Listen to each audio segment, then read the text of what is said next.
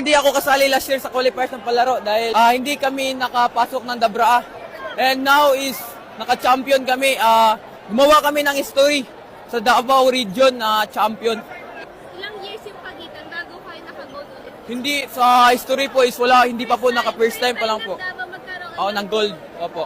Ano pakiramdam na parte ka ng history na yun? Siyempre, masaya ako. Masaya kaming lahat as a team. Saan parte ng laban ka nahirapan kontra Western Design?